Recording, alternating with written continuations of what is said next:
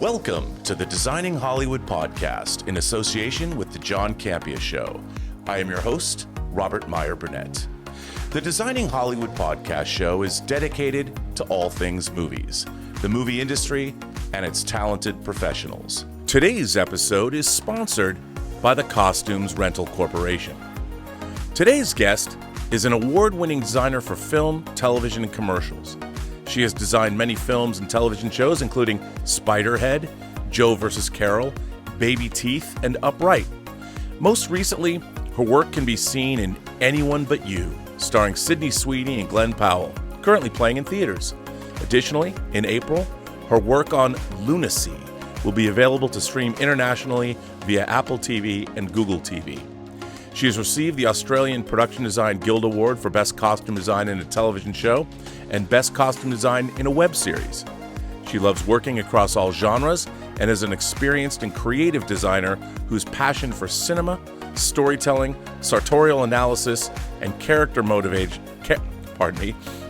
She loves working in all genres and is an experienced and creative designer whose passion for cinema, storytelling, sartorial analysis, and character motivations fill her design work. Without further ado, it is my pleasure to welcome award-winning costume designer Amelia Gebler to the Designing Hollywood show. Amelia, thank you for being here. Thank you for joining us. It's great to have you. Thank you for such a lovely introduction. How could I not with that kind of introduction? Oh, well, thank you. You know, and you're Australian, which of course for me, I love Australia. You know, I told you I spent a year there. It's one of my favorite, Sydney's one of my favorite places in the world. Although I did spend almost a month in Tamworth, Australia's country music capital. Oh, yeah, that's a long time to spend in Tamworth. I would say that's a while. Maybe, without any offense to Tamworth. It's a smallish town. But I'm from Sydney. And it's a shire. It was. I was excited to spend time in a shire. Is it a shire? It's Gunnedah Shire. Tamworth. Oh, actually, Gunnedah Shire is right outside of Tamworth, I should say. I love that you know that. I didn't know that. Well, listen. No, it's a great town, and Sydney is a great movie making. Actually, Sydney, Melbourne, and the Gold Coast, the film community there is incredible. And I grew up. I have to ask you, when you were growing up, were you a movie fan? And were you a fan of? There was a lot of Australian. I'm a big fan of Ozploitation movies. Yeah, Ozploitation. Honestly, growing up, I probably wasn't aware of that. I watched, what I was a big fan of was Calamity Jane, which I watched on repeat, probably for about 7 years straight. And it was the only movie I wanted to watch. Wow. I still love it. It was on the other night when I'm staying at my mum's place and I got home to my mum's because I'm visiting with my baby. And Calamity Jane was on TV, and I was like, "Really? It hasn't turned off? It's just been on this whole time."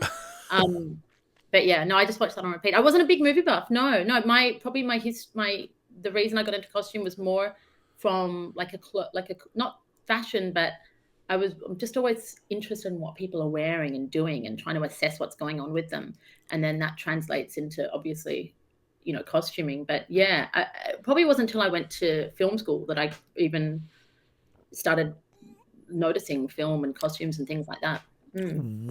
So you did go to film school. What brought you to film school? I was working in a bar, and as one does. I had just finished my communications degree, and one of the girls that I work in, it was like a jazz bar. Actually, you probably went there, the basement. Do you know the basement down in Circular Quay? An old jazz bar. And yeah, Circular Quay. That's right. Yes. Great round jazz bar. And the owner would sit there drinking all night with all of his mates, with photographers and musos.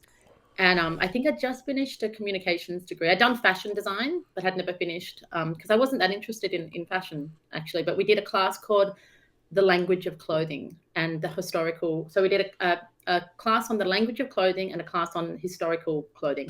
And that was what I was really interested in then. But it didn't twig that would even be related to costuming, because I didn't even know costuming was a thing. I mean, it didn't even twig. And it was only when I was working at this bar kind of 8 years later or something, I've been traveling around the world and things. And my friend, this girl that I worked with, said, I'm going to do some costume standby. And I just go to set and I have to pin things. And I went, that sounds good. What's that? How does that work? And then I looked up, she told me about it. And so I looked up costume design. And the only one that you could do at the time was at AFTRS, which is the Australian Film and Television School.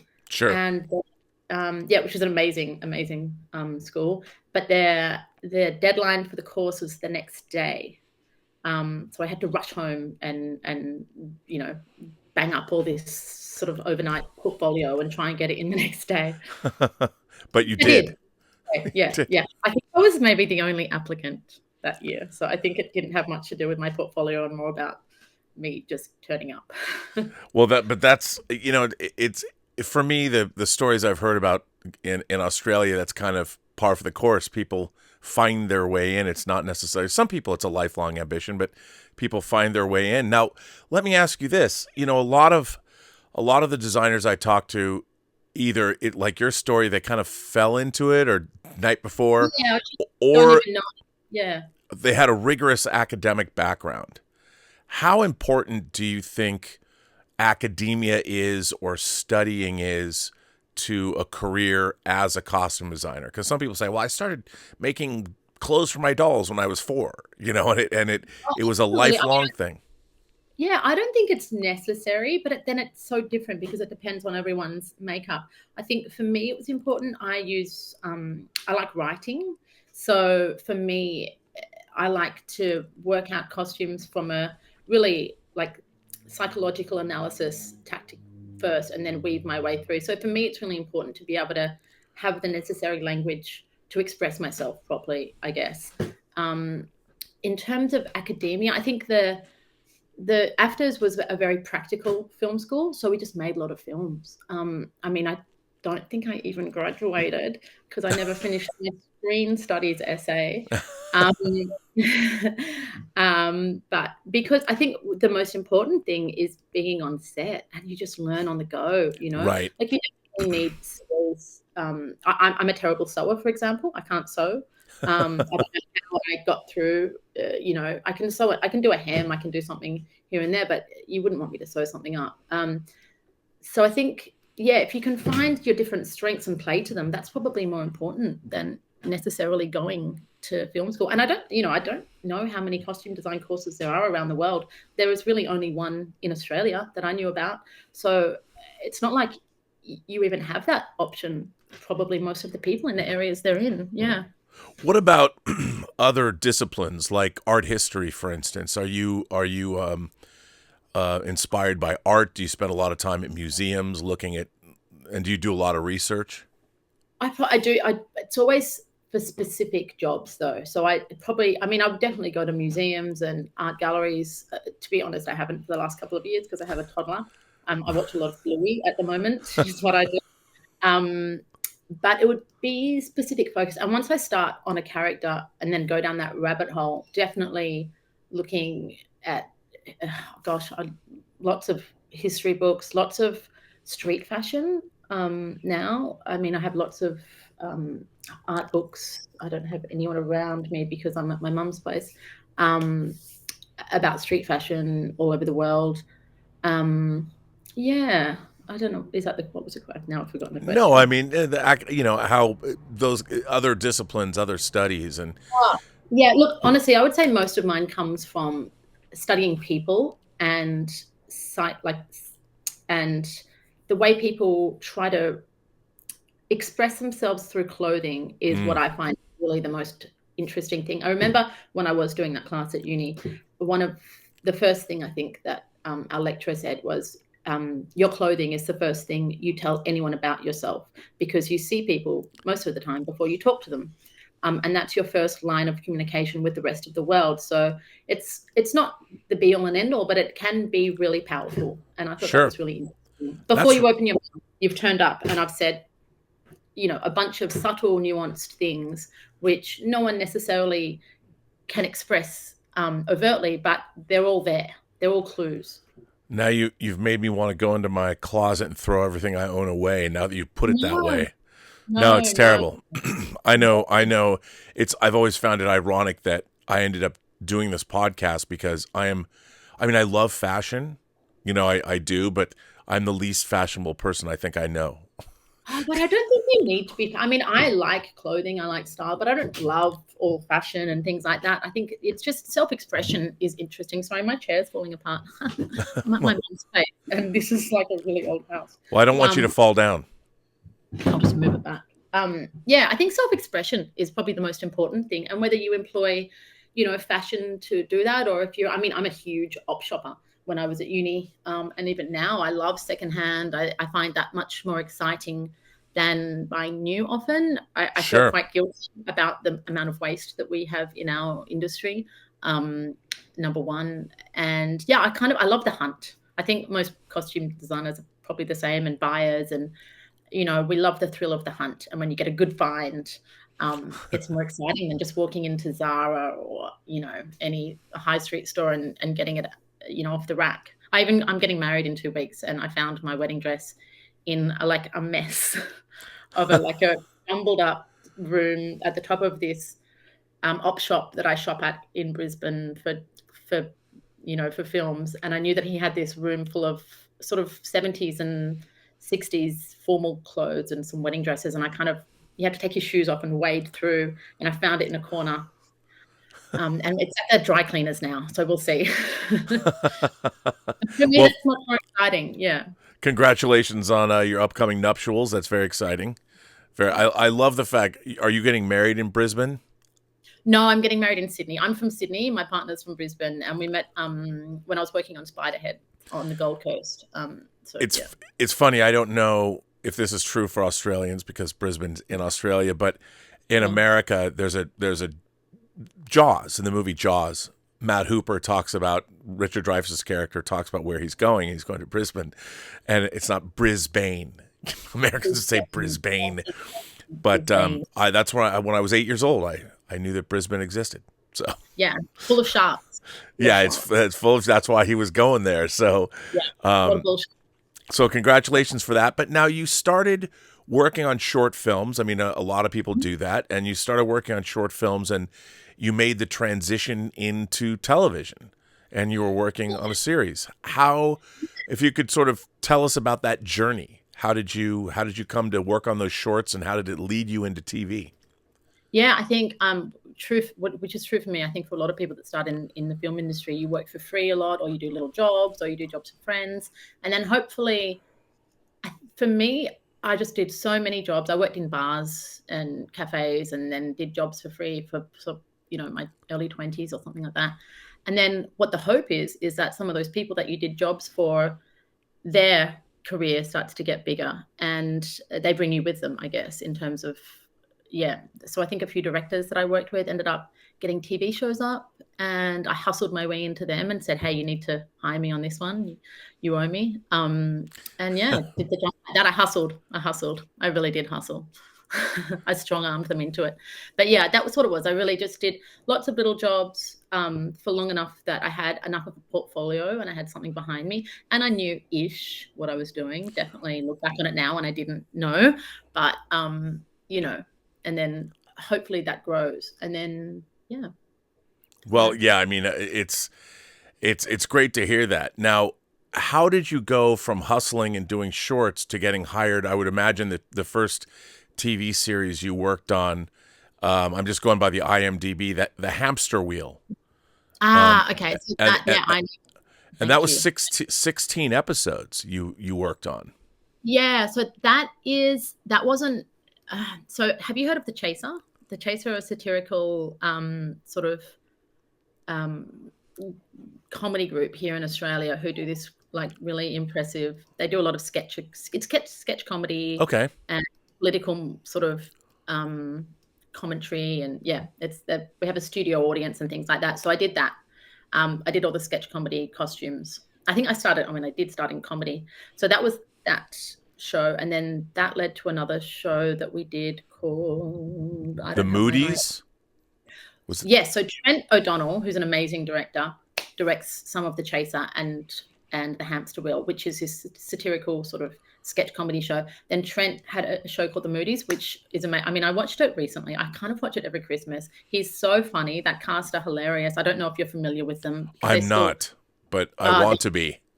There's a new show. So Pat Bramwell and Harriet, they have a new show called Colin from Accounts, which is hilarious. But anyway, so Trent got his comedy show up and I strong-armed him into it. I think I was just sitting next to him on set one day and I made him call the producer and say, we've got a costume designer, stop looking, basically. I love it. Yeah. And now, when you started working on a series, and you had more than one episode, how did you go about that? How did you start working with a cast of an ongoing concern rather than just a one-off short? What was it like for you to jump into that milieu? Well, actually, to be honest, my first job out of uni after I finished film school was doing costume standby on a very fast shooting television show. So there's a show, I don't know if you know Home and Away. Yes, Home and yes, Away, very I do. famous expert. Yes. Yeah, so I think in whatever year it was, I finished uni, Channel 4, I can't remember. Anyway, some channel over in the UK lost Home and Away. So they decided to commission a new show. So it was shooting in the style of Home and Away, which if you haven't worked on it, then it's not something you need to know, but it's very fast shooting. You are shooting multiple, so you're shooting location and studio at the same time. Cast are coming back and forth. We've got multiples of everything because they've got to be in 3 places at once. At that time, standbys didn't have assistants. Wow. We also didn't have any of the computer programs we had now. So you had to sit down and write out the breakdown by hand. So you had a day where you wrote out the breakdown by hand, and then you had to write up all the tags, and then you also, so I was running on, so you had your headset on, your little desk, and then you'd run back and set up the costumes for the next day or after lunch, and then you'd run back, do checks, run back. It was just, it was nuts. And it was sort of 12 days up there. So it was very easy actually for me because I know I think that is one thing that's really important is to understand how everything works on set, and working as a standby is the best way to do that, to know Sure. ins and outs. I mean, I can excuse me, I can spot continuity a mile away. Not that I want to, excuse me. It's just ingrained in me now. Right. Well, it's funny. I too started out I worked as an art department PA. Exactly. Yeah. And it was the most, I mean, you can go to film school all you want, but until you realize you don't know anything until you've stepped on a set. Absolutely. And there's a million different things to see, not just your own job, but you have to understand everybody else's job so you can anticipate what they might need. And, absolutely. And it was, what was one of the things that surprised you the most working on, that sounds like mayhem, what you were doing, but what were some of the lessons that you took from that first job working on an episodic or a program that had three different locations, so you had to have multiples and people were in the same clothes? I mean, I think you don't realize how much work goes into something behind the scenes until you are behind the scenes. There's so much work that goes on to make something look really easy. But I can't. God, it was so long ago. I know that I used to go sneak into the set and take naps in the beds at lunchtime. I was surprised at how tired I was.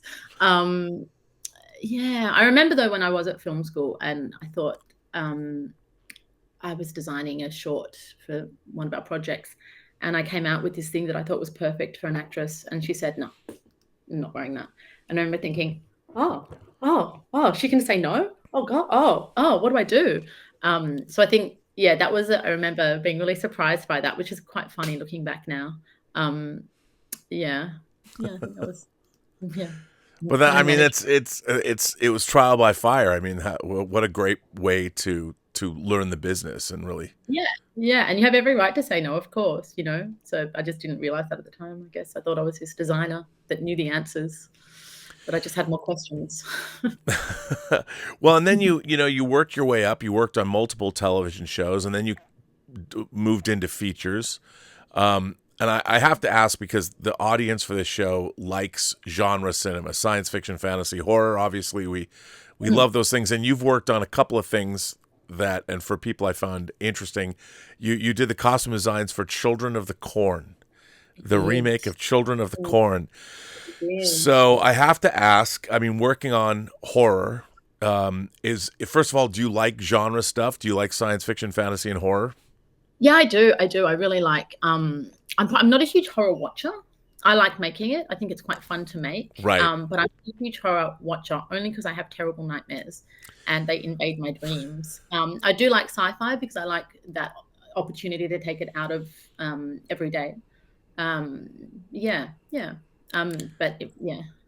Yeah, I mean, and you worked on another movie called Other Life, a virtual reality thing, which I haven't seen, but in researching you, I'm like, oh, I need to see that. So Really good. Yeah, that was a while ago now. That was sort of similar to Spiderhead. It was set vaguely in the future, but not sort of specified, and in a world that's got slightly different technical capabilities than ours, I guess. sure. But it's very much in this world, but with a few twists. Yeah. Well, the Children of the Corn remake, obviously, you're working with a writer-director who I'm actually a big fan of, which is Kurt Wimmer, who's done a Yeah. lot of really interesting. He did Equilibrium. He did the remake of Point Break and the remake of Total Recall, but he's done a lot of really interesting genre films. And he did a movie called Salt that I really, really enjoy. And he wrote the screenplay for the remake of the Thomas Crown Affair. So when you're working with somebody who has a long track record in the business, a director, what is your relationship to, say, the director and to the director of photography and the production designer when you join a team? How do you develop those relationships, and how do you like to work? Look, for me, I just think having really open lines of communication all the time is the most important thing. I don't think there's much that can't be solved by being really open and talking about colors. And I mean, obviously we always talk about tone and palettes and character and the normal things, but then, just asking the DOP what the lighting setup for something is before you've turned up with the costumes that aren't going to work with it's just like about always communicating and being available. And yeah, just having an open dialogue all the time, I think, is the most important thing, and really asking people what they need as well, because I know what I need, and I can ask them for those things. But often you need to say, hey, is this going to work for you? Does that work for you? Does that work for you? Are we all okay with this? Because we're all going to turn up to this scene and make this work together. So is everyone cool with this? Have you seen this? Are we good? It's really that, and every job is so different. I can't say one costume or one other thing, but what I would say is what gets me through every job is just trying to be really available and present. Do you start with a script, or do you start with mood boards? Do you just read the script? How do you begin? Like, when a project comes to you, take us through your process. Yeah. So normally, I've been reading lots of scripts lately, actually, now the strike's over. Yes. Normally I'll get a script. I go through the script. I read it myself. I always do it on my iPad with a highlighter, and I can write notes, and then it's all on there. And then I will generally, depending on whether I know the director or if it's a new director, I'll probably start to pull up mood boards. I use Pinterest a lot just because it saves it on. Sure. Yeah. It's just quite a good online saving tool. And make up mood boards from that. I'll often write. For me, like I said, I'm a better writer than I am illustrator, or it's kind of how I think. I need to write things down and start to make sense of it that way. So I'll always write a character blurb or pretty much a sort of a character analysis, and that informs the costumes. So if I don't have a reason for the costumes, it doesn't, I really need that step one to say, this is the kind of person she is, and to express that. That's why we're going to go in this direction. And it helps, I think, for the director and for the actors as well. It makes everyone sort of on the same page about the direction. So yeah, normally I do a written analysis and then mood boards. And then from there, I guess we start shopping and fitting. And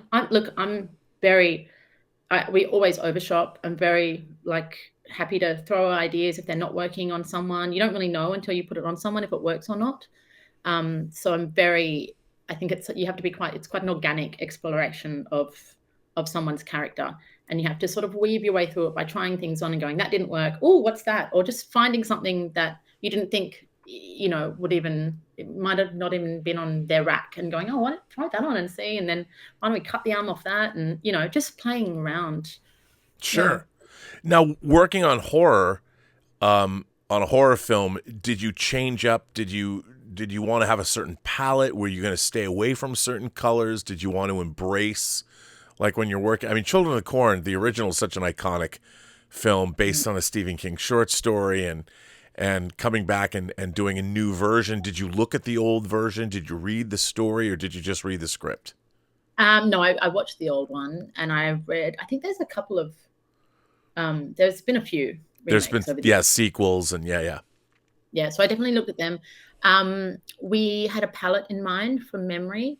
And then I think her blue dress in that film was probably the main outfit that we had to decide on. That one's, I've got to say, a bit of a blur, because about 2 weeks before we were meant to shoot, the whole world shut down.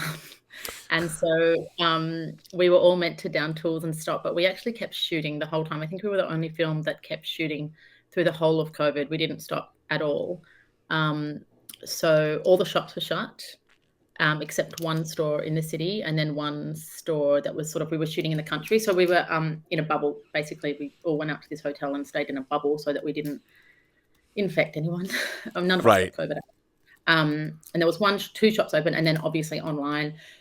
And we were expected to have to stop at any moment. So I was there kind of going, so are we going to shoot these scenes in 2 weeks because we're going to need clothes for them? They're like, no, we're not. We're going to get shut down. I was like, okay, because we don't have, okay, no, we're shooting. That's on the call sheet. Okay. And then you just have to kind of figure it all out. We got there in the end. But yeah, that one was a blur. It was the only film that got through COVID. And we were very lucky that we could.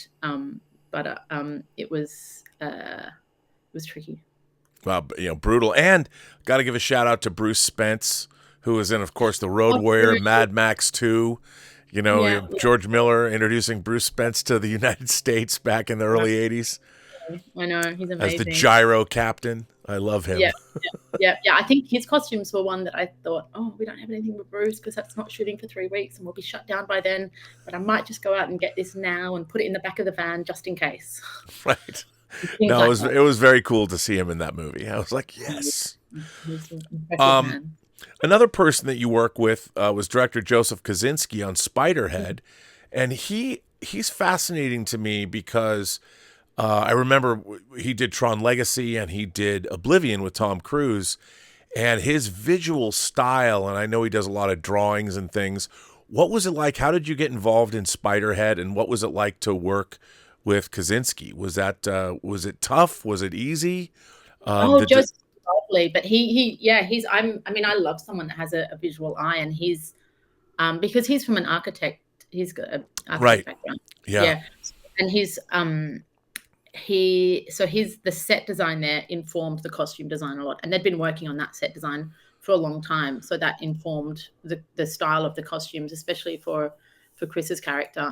Working with Joe was great. I think they had a lot of the color palettes and interiors and exteriors designed before I'd come onto the job.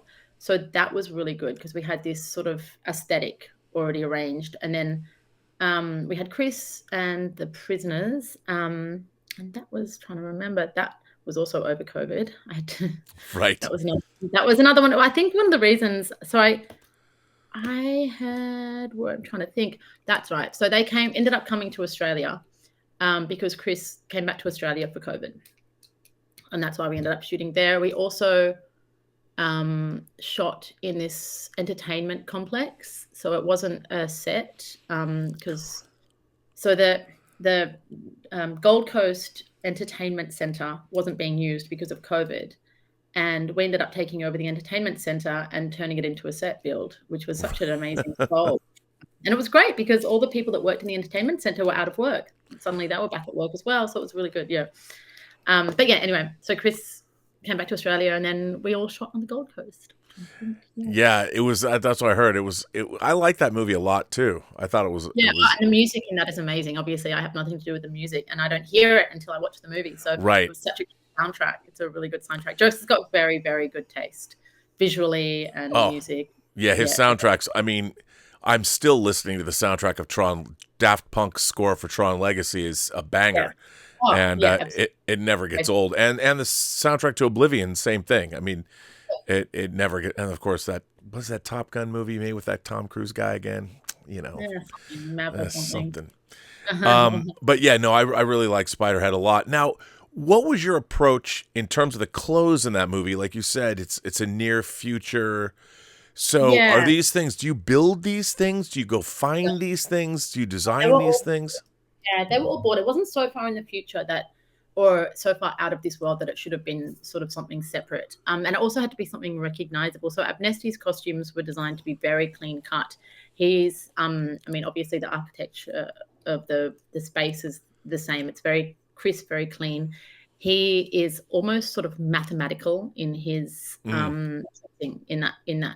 He's also sort of very manipulative. So I guess we had Hugo Boss suits. He wore Hugo Boss suits pretty much for the whole time, and they were exactly matching. So they were all monotone with matching sneakers, and he would just change sort of every day. So it was a very controlled. He's a man that has a very controlled environment and likes to control everything. So it was almost like a mathematical, controlled wardrobe, I guess, and that juxtaposed really well with the inmates who were all in their own clothes. So there was no prison uniform.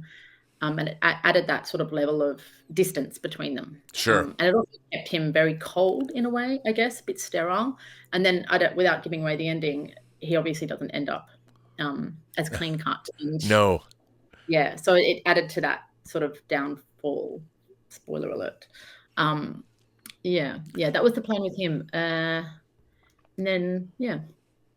I love Journey's. I love, what's Journey's character name? I forget that character. So many characters go through my head. And after I finish a job, I think they get wiped. Right, right. Yeah, yes. It's true. That's what happens. Yeah. Oh, I think they need to be. I can't keep them all in here.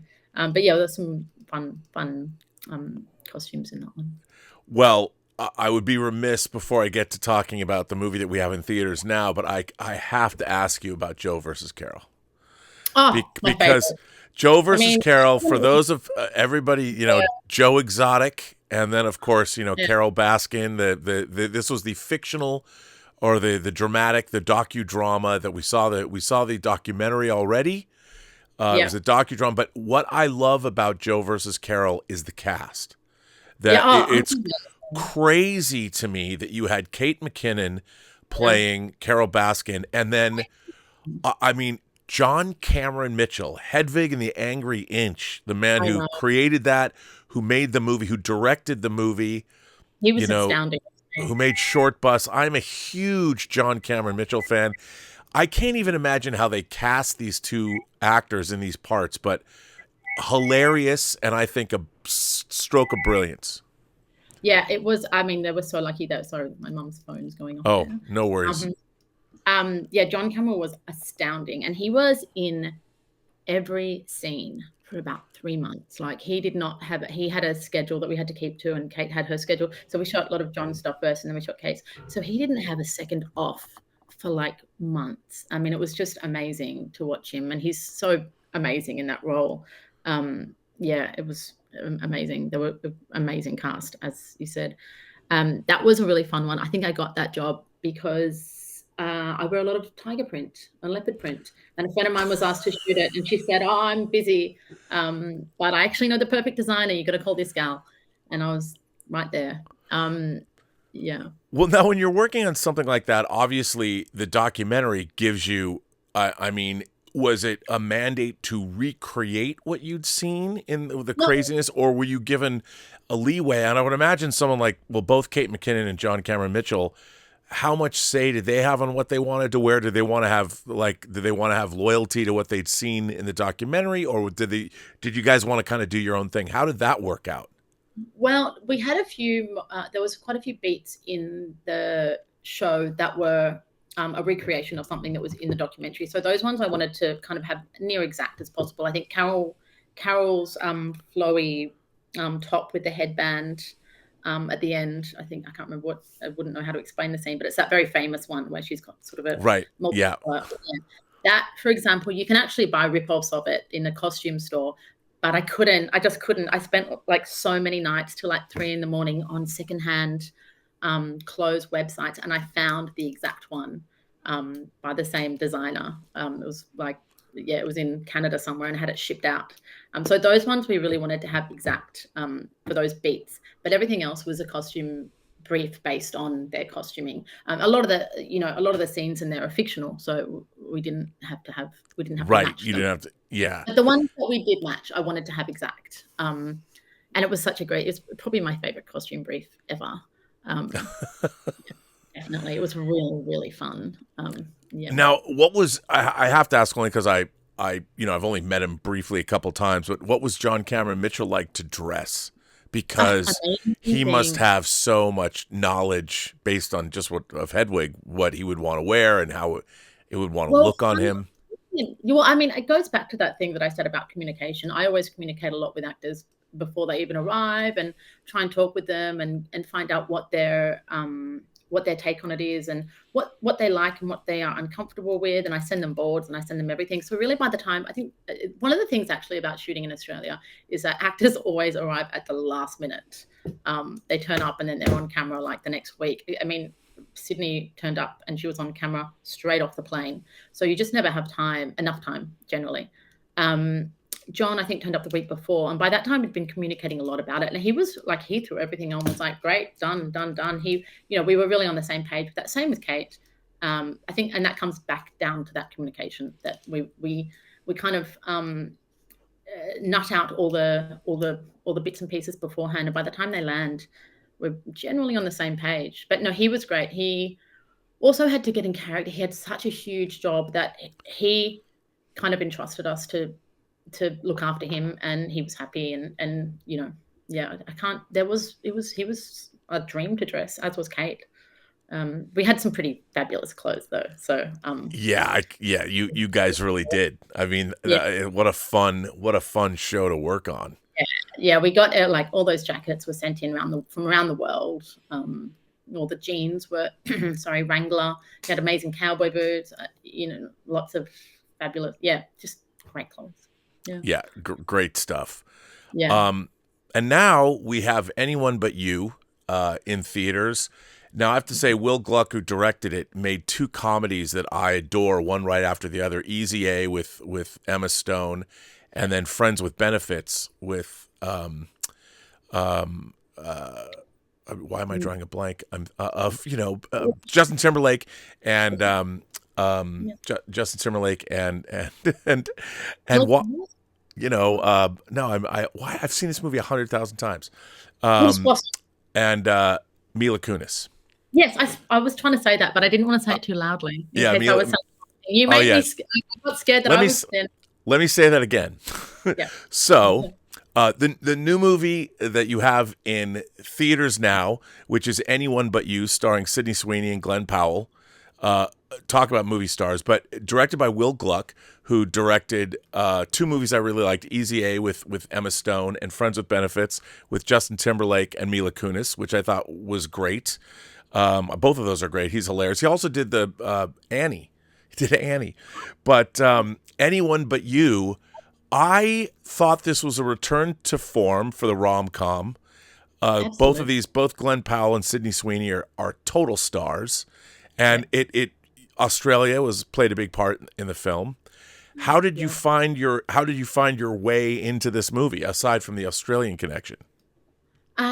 Gosh, that's a very good question. I got a call from my agent, and at the time I had just had a baby. I had a 4 or 5 month old baby, and I said they're shooting. We're shooting a film in Sydney. I obviously am from Sydney, and I've worked there a lot, and I have done lots of comedy, and I think I'd done Spiderhead or Upright after that actually. And I said, oh no, I've just had a baby. I can't, no way. And then they said, oh, well, it doesn't start for a couple of months. And then I got and then I read the script and I thought, oh, damn it. I have to do this. And I said, I'll go back to it. So I spoke with Will. I really just had one conversation with him. And, so often, like I said, you'll do boards and you have costume, but because I just had a baby, I was like, I got no time on my hands. I got a newborn. Here's one email. Here's a few thoughts. Here's a couple of, I don't think I even put photos. I think I just wrote a couple of character analyses and said, this is what B's like, should probably wear this, da-da-da-da-da. That's all I got. Also, I have a baby. I don't want to do a job. And then he said, that's great. We started in a few months. And I went, I'm excited. And And then this film I thought was so much fun. And I really, really liked it. So when you had, Glenn Powell's coming off of Top Gun Maverick, of Devotion, and he's doing this. The guy's clearly a movie star. You could tell that in Top Gun Maverick. He just radiates charisma. And Sweeney does too. She's amazing as well. When you come onto a movie like this, could you tell right away that the two of them were just, I think, a cinematic match made in heaven? Absolutely. Like I said, Sydney got off the plane and came straight to camera tests. We were shooting already. I think it was like the third day of shoot. And as soon as she, I think we were doing she's such a professional as well. She's so there for it. Like we were in such a hurry. We were trying to do camera tests as well as shooting. And then she was shooting the next day, as well as her first costume fitting, because she'd just turned up. And so we were doing quick changes on the street with 3 people hiding her. She's like, no, I'll just do it now on camera. And as soon as you see her on the monitor, she's, she owns it. She's right there. She's a movie star, complete movie star. So that was lovely. Same with all of them, actually. But because she was there last minute, you didn't see it until the day, and you're like, oh, here we are. We've landed. Great. Well, now it's contemporary. So the clothing is very contemporary, but I really did love the way everyone looked in the film. So when you were working with Will Gluck and read the script, what were your initial ideas, and how did you settle on what the look was going to be for the two principals? Because obviously in a rom-com, I would think more than any other kind of a genre, these people have to not only look appealing to one another, but they have to look appealing to the audience as well. So how did you begin that process? For that one, I think, with rom-coms, it's the costumes aren't the main event, but they really need to be there to support the world that they live in. And they need to be aspirational, but also accessible to people. I think people want to see themselves in these characters, and you need to keep it relaxed and unobtrusive, but also amp it up when you want to. There's some really big cinematic moments there. I think the blue dress when they're on the yacht, and then obviously her bridesmaid's dress is a big look. For me, definitely the overall sort of, style direction was classic, but with a kind of playful twist. It's because it's an ensemble cast as well. I think anyone who's done, ensemble cast films where everyone's on camera at the same time, you really need to make sure then I again go back into the character analysis and make sure that each one of them has a different enough character brief and analysis that when they're all together, they've all got their own sort of style stamp. We've got the two parents there. Innie and Leo were much more conservative, much more sort of buttoned down, a bit more sort of Brooks Brothers-y, I guess. Right. Whereas we made the other parents a bit more bohemian and relaxed. And so when you see them all together, they're distinguished from one another. I think that's something important to do for an ensemble cast. But in terms of the style, I think, we really worked with looking at Sydney's character and just building it from there. So did you build the costumes, or were these things you bought? Oh, most of it. Well, so I designed the blue gown. That was one. That one I think was just a really important moment. It's got a lot of technical requirements that we needed. She falls in the water. We've got again, spoiler alert, but you've got rigs to helicopters falling in the water with 3 different stunt people. Yeah. So there's more safety concerns. You've got to we probably made about 12 or 15 of them. Wow. And it was, for me, it was getting that tone right, because it's her moment. She comes down to the yacht. She's in it for a long time as well. But she's not the bride, so she can't upstage her sister, but she needs to look fucking amazing. So it was finding the subtlety and finding that perfect balance of tone and drama without upstaging her sister. Right, that one. sure. So and it was also for Sydney. I mean, the other thing is Sydney, she knows what suits her. She knows what shapes suit her and what underwear we can wear with different things. There was a train off the side of it that was designed to capture the breeze of the harbour. If you've sat on the harbour. Oh yeah. Nighttime, the breeze off the harbour is really beautiful. So we designed that one. So we designed the other rust dress that I designed that one for her as well. And then the pink dress at the end was a Zuhair Murad off the runway sort of ball gown, which we sent. Yeah, it was amazing. That got sent from, I don't even know where it was in the world, but I spent lots of nights on the phone to Paris begging them to courier it to Australia. There was only one in the world. Of course, I found one. We loved it. We tried it on. I got them to courier it to Italy. Luckily, my brother lives in Paris and he got it all done. But and then we had to get it to Australia and beg to buy the only sample straight off the one-way. But then did you copy that and make duplicates? I mean, or... For the pink one, we actually got them. We asked them to make us a duplicate because it was, we could have, but they got it done just in time. Literally, it arrived. So we got the original Mirrah dress that arrived in time to do alterations, and that was fine. And then the duplicate arrived the day before the wedding and just had time to do the alterations. And the duplicate was there as backup in case anything happened, which it did because it poured with rain that whole time. And as you know, this is the kind of thing that I mean by like doing standby. I know for a fact that if it's raining, you would know where we shot that at Marks Park in Bondi, up the top there on that walk. So everyone was just covered in mud. So we needed that duplicate there. Sure. No, it was. I thought but the clothes, the choices were great in that film, and I mean, and it did, like, obviously being in Australia, it kind of it felt that Australia has a style unto itself, especially by the beach. I think we layered most of her casual clothes over bikinis. I lived at Bondi for 20 years.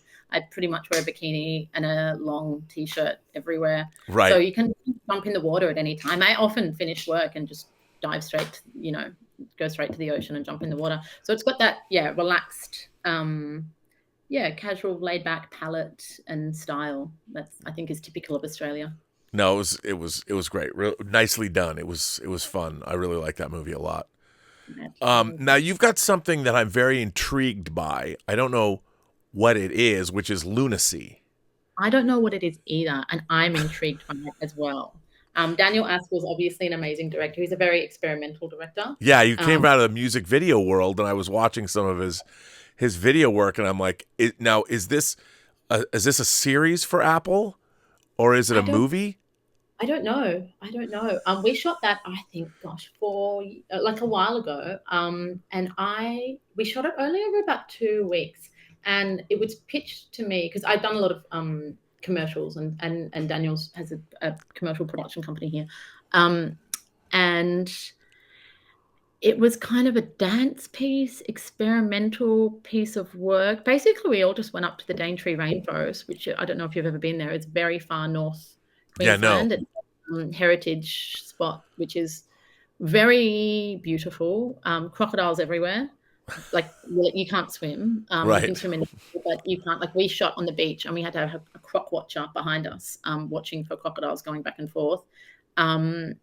It's off the grid, so you go over this river and you're sort of off the grid. It's a heritage rainforest. It's one of the sort of Anyway, we spent 2 weeks up there doing this, and I don't know what it is either. But it was all choreographed. It was a dance piece. There was sort of beats. There was no script. There was beats that I could sort of align different costume breaking down to, but I don't know either, and I'm really excited to see it. It's got a log line though. It says 6 strangers. Here's the log line. 6 strangers receive an alluring invitation to a rainforest retreat from an enigmatic host, but find themselves trapped by a mysterious force in a surreal psychological test. Yes, that was the script. Well, it's right up my alley. I'm like, I'm in. Count me in. I mean, they're amazing. It was great. It was, you do your bit. I Daniel tells me what he wants from costumes. I can do that. I'll give that to him. I actually designed that with Rita Carmody, I should say. Rita Carmody, who's an amazing costume designer, and I did that together. She wasn't able to go up to the rainforest, but so we tag teamed on that one. I mean, we did our bit, me and Rita, and did the costumes, and then Daniel does the rest, and we'll find out what that is. I love it. So even you don't know what it is. Yeah, no idea. But it was a super fun shoot. We all just went and stayed in the Daintree for 2 weeks and had a great time. Yeah. That's amazing. Well, I'm more intrigued by this now than ever. Because it was very interesting. There was a really amazing choreographers. it really, Daniel gets really skilled people, and lets them do their thing. And the cast was really lovely as well. Really beautiful cast, really interesting. Yeah, Trevor Jameson looks quite the interesting man with the beard, and I can't wait. I'm very, very excited. Yeah. Well, this has been great to little memory lane with your career, which has been a lot of fun. I'm excited to hear about I forgot. As I said, I've been watching Bluey for a year and a half. Right. So. Well, listen, what we always ask people, I think we live in a world now where it's full of people creating imagery, whether it's on Instagram, whether it's on TikTok, whether it's on YouTube or wherever. So with our crazy world, the way it is now, how would you suggest somebody who might want to get into the field of costume design, how would somebody begin? Where will the next generation start? How would you suggest to somebody if they want to get into this line of work, what can they do? Yeah, I think that's such a good question, because I know that I really struggled when I left uni, and there's no clear path, and it's really hard. You always want to get your foot in the door, and it's tricky because you don't know where the door is. I would say, honestly, if you can go and do film school, if there's a course you can do in your city, that's the starting point. And then trying to, I guess, see what's happening. For me, it was a bit of a different time. It was 20 something years ago. So we did short films. I don't know if that's still relevant, but I would say web series, things like that. You also don't want to be exploited. You don't want to be working for free for too long, but enough to learn, I guess. And it's finding that sweet spot or that balance of it. And then I think, gosh, it's tricky. I don't know the answer to that. I know that I think I was in the right place at the right time a few times, and that was really, really fortunate. But I guess I tried to put myself in as many of those spots as possible, and hopefully one of them was the right spot. I guess that's the only way I can explain it. Yeah. But you have to work. You have to do the work to get yourself into the right spot. Yeah. Yeah. I mean, literally I've always just worked 24/7. I just work a lot.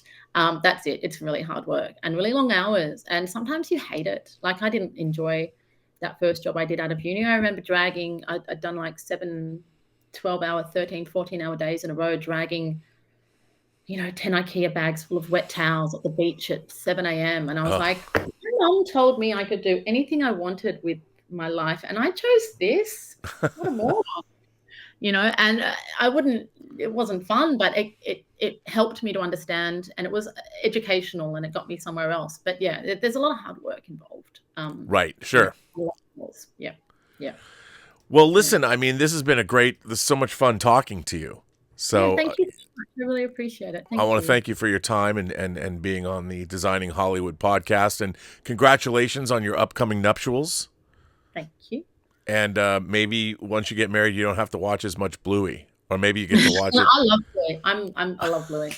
I got no problem with Bluey. Bluey's great.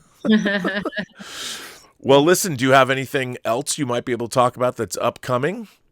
I know a lot of people can't talk about things. It's okay. I can't. No, I've got something that just got pushed back. And then there's a couple of I can't really. All right. Well, I won't push you, but we will be looking forward with bated breath for your next work. Thank you. I'm excited. Yeah, and I hopefully one day I'd love to come back down to Australia and work on something, because man, did I love working down there. Yeah, it's really fun. And the film industry, I think something that's really fun is that, there's so many Australians in Hollywood, but over COVID, everyone went, I'm out of here. I'm going to go home. And, we started shooting more American and big films down here. Like, we've always shot big films down here, but there was just more of them because all the big stars came back and wanted to be at home. Right. And we all love being at home. So, yeah, I mean, there's so many Aussies playing Americans now too. You'd never know how many. Yeah, Sarah Snook just took out all. I know.